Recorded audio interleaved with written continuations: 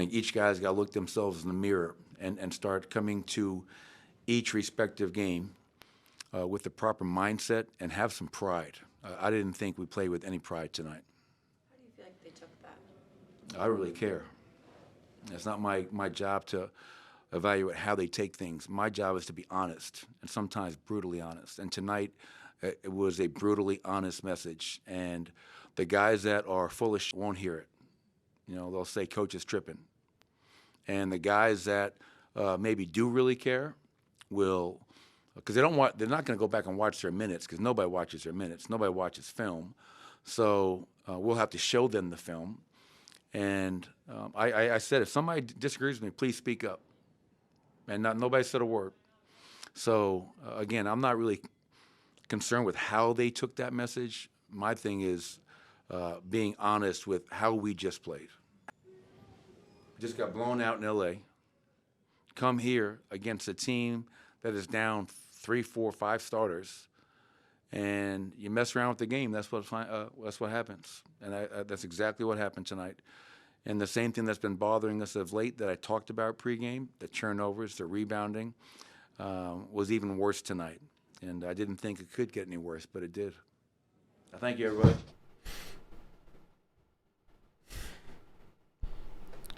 What's going on, guys? Regretfully, I have to make this video. I hate the fact that I have to make this video, especially with it being my first video on this channel. That being said, my name is Kash. This is Kash&Buckets. Basically, I have to come on here today and talk about the fact that head coach of the Denver Nuggets, Michael Malone, as well as the GM of the team, Calvin Booth, have both been fired from the Denver Nuggets. Technically, Calvin Booth is just not going to get his contract renewed. But let me start off by saying this. I'm primarily a Boston Celtics fan, but I've also been a fan of the Denver Nuggets for the past 15 years. Basically, from the time that Carmelo was still on the team, and he basically got traded the year after. So I went through all of the Ty Lawson Nuggets. I went through them getting Jokic, them having Nurkic, you know, seeing the process of the team being built over time, the chemistry being built. Michael Malone has been the coach for the last 10 years, literally. So today's a tough day for me, but this has been kind of a tough season overall. I'm not going to go into too much like stats, advanced stats, all that stuff today. I'm really just going to speak from here, the heart, okay? And we're going to keep it short and sweet for the most part. This team, pretty much from last offseason, the biggest talking point has been the fact that, you know, something that's affecting a lot of the teams, including probably soon the Boston Celtics as well, is this second apron. And basically the GM Calvin Booth has over each year since the championship run has been letting some of the very key role players go, whether that's Bruce Brown or KCP this last offseason.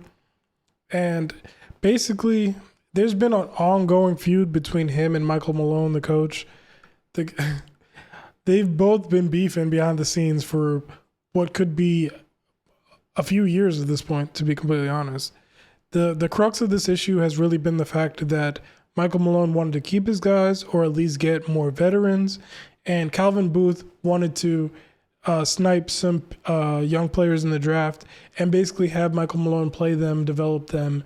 And in my opinion, I think any good team that's going to maintain longevity is going to need a balance of both of those things, especially if you have championship aspirations in the immediate.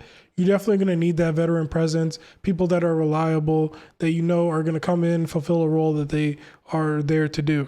But that being said, especially in this current environment with the luxury tax, the second apron, all of those things, you definitely do need to be able to develop young talent, whether that's like if we look at some of these other teams, basically, let's think about this for a second. For the Celtics, it could be like a Peyton Pritchard. For teams like the Miami Heat, even though they're kind of, you know, at this point, they're not really contenders anymore. But over the last few years, they've been kind of like the team that you look at for things like this. Just getting someone out of the G League or undrafted and making them work within your rotation. Another good example for the Celtics would be like Sam Hauser. He'd be probably even a better example than Peyton Pritchard. He was basically, I think Hauser was undrafted, and now he's a rotational player. He fills in as a starter on nights where one of the Jays is sitting.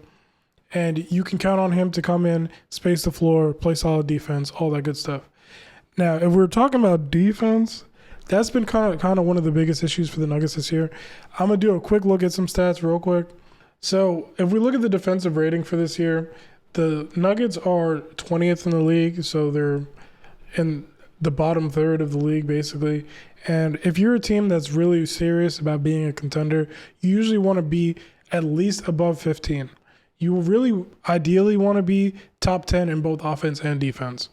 So if we look at that compared to the year that they won, and we look at their defensive rating from that year, see, now they weren't exactly super stalwarts or anything like that.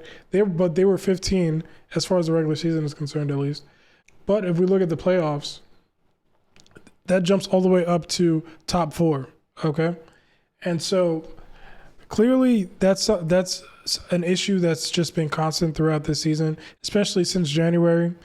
Then besides Calvin Booth deciding that they were only going to have internal development for the most part in the offseason, they did get a Hail Mary picking up Westbrook on a value deal for sure. But, Westbrook, when it comes to him, there's always going to be some issues that are just kind of baked into the player that he is. He's had his moments where he's been really great for the Nuggets this year, playing a secondary role to Jokic when Jamal Murray is out. But a lot of times you're going to see a lot of them Westbrookian things, you know what I mean? The terrible shots, the terrible decision-making at times. So Michael Malone was kind of heavily relying on Westbrook, but it's not like he had so much of a choice. Obviously, there's a balance there between trying to develop the young players. But if we're being completely honest, I feel like a lot of these players are a year early to be given some of the responsibilities that Calvin Booth kind of wanted them to fulfill.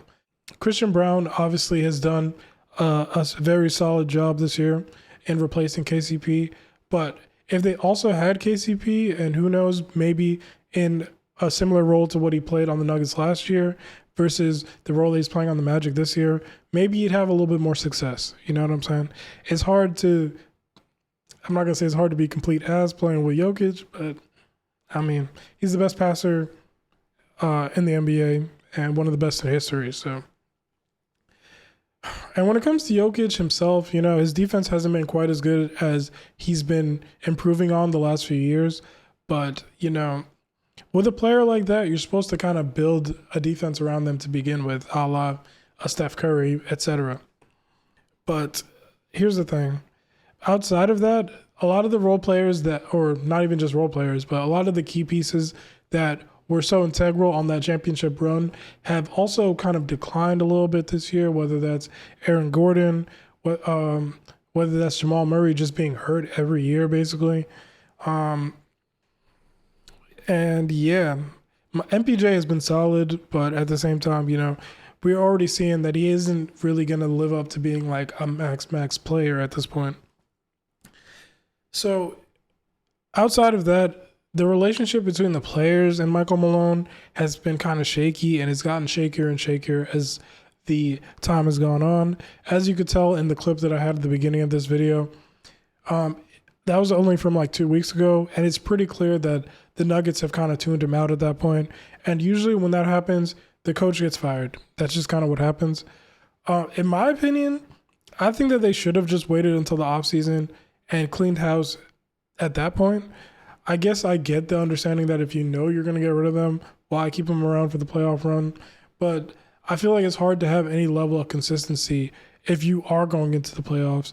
And one of the most important pieces factoring into that is just gone a few days before you're going to start playing. But when it comes to Calvin Booth, I've been wanted him gone, yo. I've been wanted him gone. As soon as the Michael Malone news came out, I was like, what about the GM? He needs to go. But in a little bit of fairness to Calvin Booth, keeping it a buck, we don't know how much of that was him having his hands tied by ownership and how much of that was just his own decision-making at the end of the day, which if it was ownership coming down on him saying you can't pay past this level, then you got to kind of have a little bit of leeway for him. But at the same time, the bickering between him and Michael Malone, talking behind each other's backs behind the scenes. Like, it was too much going on to keep it a whole 1,000. And it's disappointing to me as a Nuggets fan because obviously it was just 2 years ago that this team was in the finals and won a championship. So you feel like you have the best player in the NBA, and all you really need is to surround him with quality pieces, and he could get it done. You know what I'm saying? If not get it done, he could give you a chance for sure. But the problem with this team is just the fact that the talent level is just not high enough. And maybe to an extent, they were kind of tired of the schemes that Michael Malone was doing. He was a bit hard-headed, no questions asked about that. So a fresh face probably isn't the worst thing. It's been 10 years literally. But I just kind of wish that they just waited till the offseason at the end of the day.